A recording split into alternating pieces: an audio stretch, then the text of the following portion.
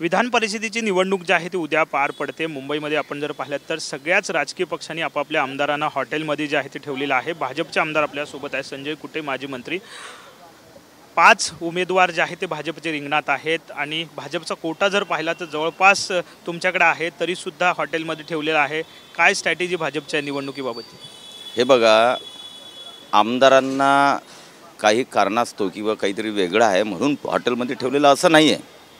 कारण ही विधान परिषदेची निवडणुकीमध्ये प्रिफरन्स वोटिंग असतं आणि ते एवढं क्रिटिकल आहे की चांगले आमदारसुद्धा गोंधळतात। आणि आता तर 11 आहे 12 आहेत, त्यामुळे 9-9 7-7 प्रिफरन्स देणं त्यामध्ये कुठेतरी चूक होते आणि थोडीशी जरी चूक झाली तरी एक मत वाया जातं आणि एक मत वाया जाणं हे आमच्यासाठी अतिशय सगळ्याच पक्षांसाठी।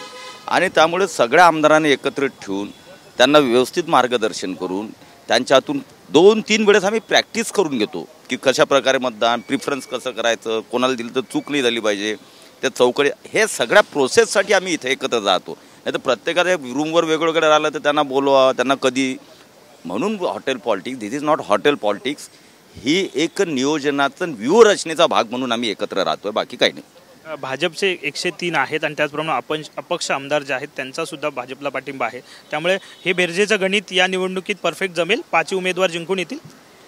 भारतीय जनता पार्टीचे 5च नाही तर महायुतीचे 9चे 9ही उमेदवार हे एकत्रितपणे 100% जिंकून येतील, यामध्ये आमच्या मनात कुठे शंका नाही। ज्या पद्धतीनं तुम्ही सत्तेमध्ये आहात परंतु राष्ट्रवादी शरद पवारांचा जो पक्ष आहे त्यांनी मात्र आमदारांना हॉटेलमध्ये ठेवलेलं नाही आहे। ते म्हणतात की आम्हाला आमच्या आमदारांवरती विश्वास आहे। ज्यांना कुणाला आमदारांवरती विश्वास नाही अशाच लोकांनी हॉटेलमध्ये सगळ्यांना ठेवले। हे बघा, राष्ट्रवादी राशप म्हणजे माननीय शरदचंद्र पवार यांचा राष्ट्रवादी, त्यांनी स्वतःचा उमेदवारच उभा केला नाही, म्हणजे त्यांच्याजवळ मतच नाही आहे, त्यामुळे त्यांनी स्वतःचा उमेदवारसुद्धा उभा केला नाही आणि माननीय जयंत पाटलांना बडीचा बकरा बनवलेला आहे। त्यामुळे त्यांना काही घेणदेणच नाही, युवकांनाही युवका, त्यामुळे त्यांचे आमदार बाहेर राहिले का आत राहिले का, त्यांना प्रिफरन्स समजून सांगायचा का नाही समजून सांगायचा, कारण त्यांनी बडीचा बकरा जयंत पाटलांना बोलावलेला आहे। माननीय जयंत पाटलांना त्यांनी स्वतःचा उमेदवार तरी उभा केला का?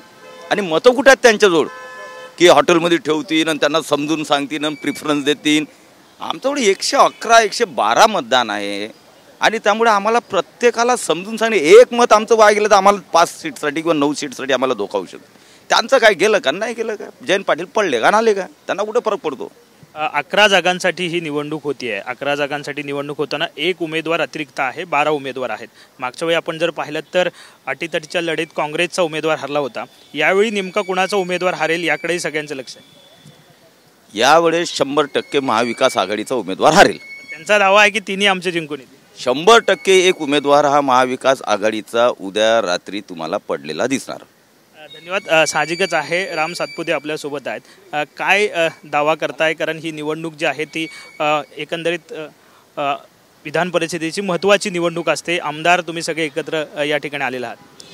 हो, निश्चित या ठिकाणी विधान परिषदेची निवडणूक म्हटलं की रणनीती असते, प्रेफरन्शियल त्या ठिकाणी प्रेफरन्स वोटिंग असतं, त्यामुळे एक सर्व आमदारांना कुणी कसं मतदान करायचं, काय वरिष्ठ नेते ज्यांचा अनेक वर्षापासून अनुभव आहे हे नेते मार्गदर्शन करत असतात, म्हणून सर्वांना सोबत ठेवून त्याचे मीटिंग्स घेऊन वोटिंगची रिहर्सल करून अशा पद्धतीची एक पद्धत आहे। म्हणजे एक काळजीपोटी इलेक्शनच्या पूर्वीची काळजी की कशा पद्धतीने मतदान करायचं, कारण एखादा प्रेफरन्स चुकला तर त्याचा पूर्ण निवडणुकीवरती म्हणजे उमेदवारावरती प्रभाव होतो आणि महायुतीचे सर्व उमेदवार या ठिकाणी मोठ्या मताधिक्याने निवडून येतील हा मला विश्वास आहे। रोहित पवार असे म्हणतात की आमच्या आमदारांवरती विश्वास आहे, ज्यांना कोणा आमदारांवरती विश्वास नाही त्यांना हॉटेलमध्ये ठेवावं लागेल।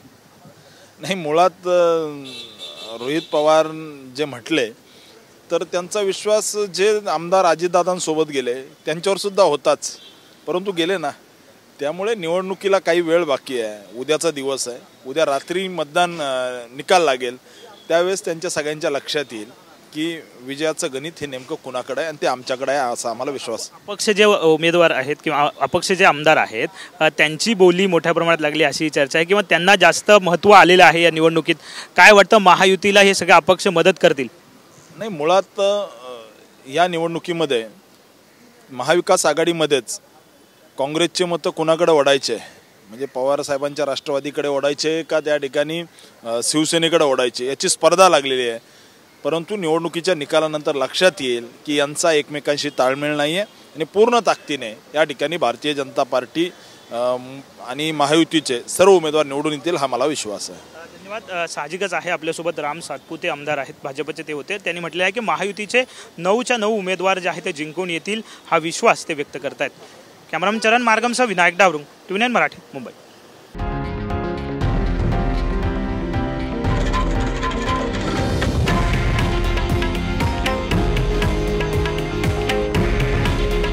हे आहे देशातील नंबर 1 न्यूज नेटवर्क आणि आपण पाहत आहात TV9 मराठी. काळजी तुमची, हित महाराष्ट्राचं.